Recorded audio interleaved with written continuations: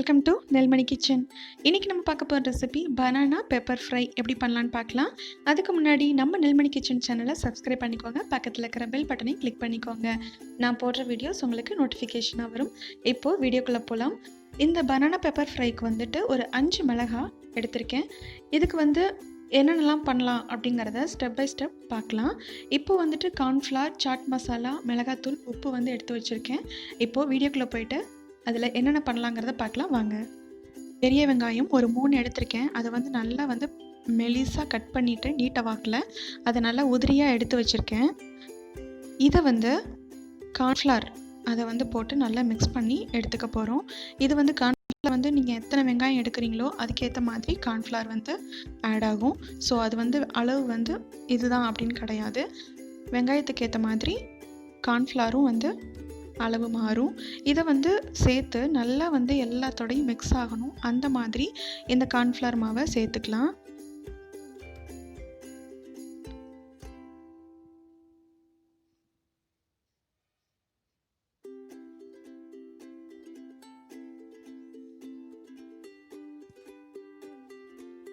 Onion நல்லா உதிரியாக இருக்கிற மாதிரி பார்த்துக்கோங்க. அப்போ தான் எல்லாத்துலேயுமே ஈவனாக அந்த கார்ன்ஃப்ளவர் மிக்ஸ் ஆகும். நல்லா எல்லாத்துலேயுமே கோட்டிங் ஆகணும். அந்தளவுக்கு கார்ன்ஃப்ளவர் மாவு உங்களுக்கு எந்தளவுக்கு தேவைப்படுதோ அந்தளவுக்கு நீங்கள் தாராளமாக போட்டு நல்லா மிக்ஸ் பண்ணிக்கோங்க. ஃபஸ்ட்டு ஆட் பண்ணப்போ கொஞ்சமாக ஆட் பண்ணியிருந்தேன், இன்னும் கொஞ்சம் தேவைப்பட்டது. ஸோ அதனால் கார்ன்ஃப்ளவர் இன்னும் கொஞ்சம் ஆட் பண்ணிவிட்டு தேவையான அளவு சால்ட்டு அதையும் சேர்த்து நல்லா மிக்ஸ் பண்ணிக்கலாம்.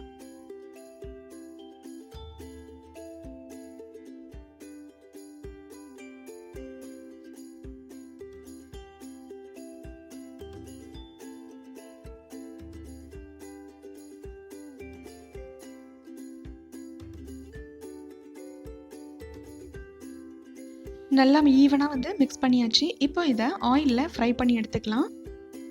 ஆயில் நல்லா ஹீட்டாக இருக்குது. இப்போ கார்ன்ஃப்ளவரில் மிக்ஸ் பண்ணி வச்சுருக்க ஆனியனை நம்ம கொஞ்சம் கொஞ்சமாக போட்டு நல்லா ஃப்ரை பண்ணி எடுத்துக்கலாம். ரொம்ப கருகிடக்கூடாது. அதே மாதிரி ஒரு பொன்னிறமாக கொஞ்சம் முருகலாக இருக்கணும். அந்த மாதிரி ஸ்டேஜ் வந்ததும் எடுத்துடலாம். ஃப்ரை பண்ணதுக்கப்புறம் காட்டுறேன். இந்த மாதிரி ரொம்பவும் கருகிடாமல் ஓரளவுக்கு நல்லா கிறிஸ்பியாக இருக்கிற மாதிரி பார்த்துக்கோங்க. இது கரெக்டாக இருக்கும். இப்போ இதே மாதிரி எல்லா வெங்காயத்தையும் ஃப்ரை பண்ணி எடுத்துக்கலாம்.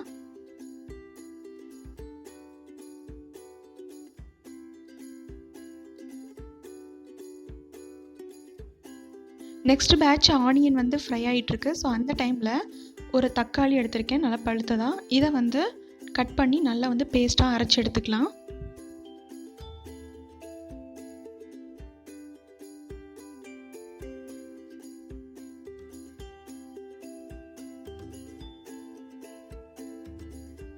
எல்லா ஆனியனுமே ஃப்ரை பண்ணியாச்சு. இப்போது ஆனியன் ரெடியாக இருக்குது. நெக்ஸ்ட்டு பார்த்திங்கன்னா தக்காளி அரைச்ச பேஸ்ட்டும் ரெடியாக இருக்குது. இப்போது எப்படி பண்ணலான்னு பார்க்கலாம். இப்போது பேன் வச்சுட்டு கொஞ்சம் எண்ணெய் ஊற்றிருக்கேன். எண்ணெய் நல்லா சூடாயிடுச்சு. இதில் அரைச்சி வச்சுருந்த தக்காளி பேஸ்ட்டை ஆட் பண்ணிக்கிறேன். இது நல்லா வதக்கி விடலாம். கொஞ்சம் பச்சை ஸ்மெல் போகணும், அந்தளவுக்கு நல்லா வதக்கிக்கலாம்.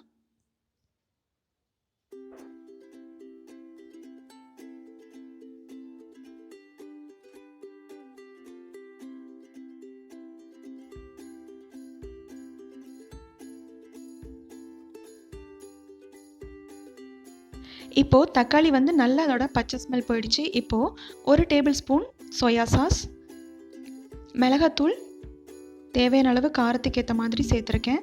இது உங்களோட விருப்பம்தான். ரொம்ப ஸ்பைஸியாக வேணும் அப்படின்னா நீங்கள் இன்னும் கொஞ்சம் கூட நீங்கள் ஆட் பண்ணிக்கலாம். ஏற்கனவே நம்ம மிளகா தான் எடுத்துக்கோம். ஸோ சில மிளகா பார்த்திங்கன்னா கொஞ்சம் காரமாகவே இருக்கும், அந்த பெரிய மிளகா. அந்த மாதிரி இருக்கும்போது எந்த மாதிரி காரமாக இருக்கும் அப்படின்னு தெரியாது. ஸோ அதுக்கேற்ற மாதிரி பேலன்ஸ்டாக இருக்கணும் அப்படின்னா அந்த பெரிய மிளகாவில் உள்ளே இருக்கிற விதையெல்லாம் ஆல்ரெடி நம்ம எடுக்க போகிறோம். ஸோ இந்த மிளகாத்தூள் கரெக்டாக இருக்கும். 1 டீஸ்பூன் ஜீரகத்தூள், 2 டீஸ்பூன் சாட் மசாலா, இது எல்லாத்தையும் நல்லா கலந்து விட்டுடலாம். இது கூட கொஞ்சமாக சால்ட்டு சேர்த்துக்கலாம். நல்லா கலந்து விட்டுட்டு இது எல்லாமே நல்லா குக் ஆகி வரட்டும்.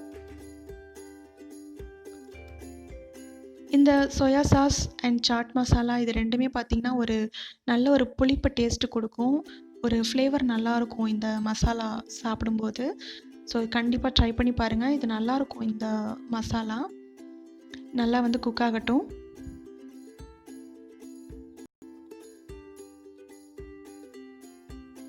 எல்லாமே நல்லா ஈவனாக குக் ஆயிருச்சு. இப்போது ஃப்ரை பண்ணி வச்சுருக்க ஆனியனை வந்து இது கூட சேர்த்து நல்லா மிக்ஸ் பண்ணி விட்டுறலாம். இதுக்கப்புறம் நீங்கள் வந்து ஃப்ரை பண்ண வேண்டாம், ஆஃப் பண்ணிடலாம். ஸ்டவ் ஆஃப் பண்ணிவிட்டு ஆனியனை மட்டும் இதில் போட்டு நல்லா வந்து மிக்ஸ் பண்ணி எடுத்துக்கலாம்.